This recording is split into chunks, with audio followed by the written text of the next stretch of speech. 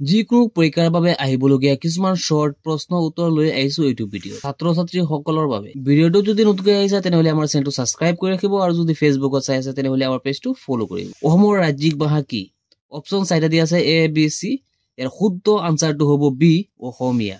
অসমৰ ৰাজ্যিক নৃত্যৰ নাম কি? 4টা অপচন দিয়া আছে। তাৰ শুদ্ধ আনসাৰটো হৈছে অপচন এ বিহু। অসমৰ ৰাজ্যিক ফুলৰ নাম কি? এ বি চি ডি 4টা দিয়া আছে। ইয়াৰ শুদ্ধ আনসাৰটো হ'ব চি কপৌ। অসমৰ ৰাজ্যিক গছবিধৰ নাম কি? অপচন 4টা দিয়া আছে এ বি চি ডি। ইয়াৰ শুদ্ধ আনসাৰটো হ'ব ডি হুলুং গছ। অসমৰ ৰাজ্যিক প্ৰাণীটোৰ নাম কি? 4টা অপচন দিয়া আছে। শুদ্ধ আনসাৰটো হ'ব চি গড়। অসমৰ ৰাজ্যিক চৰাইবিধৰ নাম কি? এইটো 4টা অপচন দিয়া আছে এ বি চি ডি। ইয়াৰ শুদ্ধ আনসাৰটো হ'ব বি দেওহাঁহ। অসমত মুঠ কিমানটা লোকসভা সমষ্টি আছে? Option A B C D 4টা অপচন দিয়া আছে। ইয়াৰ শুদ্ধ আনসাৰটো হ'ব চি 14টা সমষ্টি আছে। অসমৰ আটাইতকৈ ডাঙৰ পুখুৰীটোৰ নাম কি? আনসাৰ দিয়া আছে এ বি চি ডি 4টা অপচন দিয়া আছে আৰু ইয়াৰ শুদ্ধ আনসাৰটো হৈছে চি জয়সাগৰ। অসমৰ সৰ্ববৃহৎ ৰেল ষ্টেচনটোৰ নাম কি? এ বি চি ডি 4টা অপচনৰ পৰা শুদ্ধ আনসাৰটো হৈছে চি গুৱাহাটী। অসমৰ আটাইতকৈ পুৰণি ৰেল ষ্টেচনটোৰ নাম কি? শুদ্ধ আনসাৰটো দিয়া আছে বি ডিব্ৰুগড়।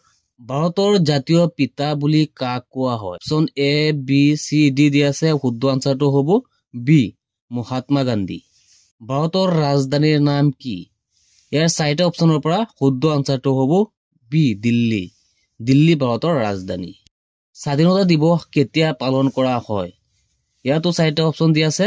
ইয়াৰ পৰা শুদ্ধ আনসাৰটো হ'ব বি 15 আগষ্ট। ভাৰতত সূৰ্য প্ৰথমে কোন ৰাজ্যত উদয় হয়? ইয়াতো 4টা উত্তৰ দিয়া আছে।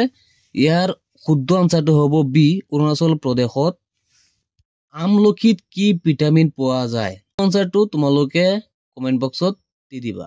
নেক্সট প্ৰশ্ন, কাগজৰ আৱিষ্কাৰ কোন দেশত হৈছিল? ইয়াৰ শুদ্ধ আনসাৰটো হ'ব বি চীন। চীন দেশত কাগজৰ আৱিষ্কাৰ হৈছিল। পোংগল কোন ৰাজ্যৰ জাতীয় উৎসৱ? 4টা অপচন দিয়া আছে। ইয়াৰ শুদ্ধ আনসাৰটো হ'ব এ তামিলনাডু। আন্তঃৰাষ্ট্ৰীয় মহিলা দিৱস কেতিয়া পালন কৰা হয়? ইয়াতো 4টা আনসাৰ দিয়া আছে। ইয়াৰ শুদ্ধ আনসাৰটো হ'ব অপচন এ 8 মাৰ্চ। কোচসকলৰ মুদ্ৰা কি বুলি জনা যায়? ইয়াৰ শুদ্ধ আনসাৰটো হ'ব ডি নাৰায়ণী। আলবৈৰ যুদ্ধ কাৰ কাৰ মাজত হৈছিল? ইয়াতো 4টা অপচন দিয়া আছে। ইয়াৰ শুদ্ধ আনসাৰটো হ'ব অপচন এ অসমীয়া সৈনিক আৰু মোগলৰ মাজত হৈছিল। মূলা গাভৰুৱে কাৰ বিৰুদ্ধে যুদ্ধ কৰি মৃত্যুবৰণ কৰিছিল? ইয়াতো 4টা আনসাৰ দিয়া আছে। ইয়াৰ শুদ্ধ আনসাৰটো হ'ব চি তুৰ্বকৰ লগত। কোন ঠাইত আহোমসকলে মোগলৰ বিৰুদ্ধে প্ৰথম যুদ্ধ কৰিছিল? ইয়াত 4টা অপচন দিয়া আছে। ইয়াৰ পৰা শুদ্ধ উত্তৰটো হ'ব বি বৰালি। গিয়াছুদ্দিন আউলিয়াৰ কিহৰ সৈতে সম্পৰ্কিত? ইয়াত 4টা অপচন দিয়া আছে। ইয়াৰ পৰা শুদ্ধ আনসাৰটো হ'ব অপচন এ হাজো পোৱামক্কা। পিয়লি ফুকনক কেতিয়া ফাঁচি দিয়া হৈছিল? ইয়াতো 4টা আনসাৰ দিয়া আছে। ইয়াৰ পৰা শুদ্ধ আনসাৰটো হ'ব বি 26 জুলাই 1830। আহোম ৰাজত্বকালৰ মুদ্ৰাসমূহৰ আকৃতি কি ধৰণৰ আছিল? ইয়াত 4টা অপচন দিয়া আছে। ইয়াৰ শুদ্ধ আনসাৰটো হ'ব চি অষ্টভুজ আকৃতিৰ। হিন্দু ধৰ্মক আনুষ্ঠানিকভাৱে গ্ৰহণ কৰা প্ৰথম আহোম শাসক কোন আছিল? ইয়াত 4টা অপচন দিয়া আছে। ইয়াৰ শুদ্ধ আনসাৰটো হ'ব বি জয়ধ্বজ সিংহ।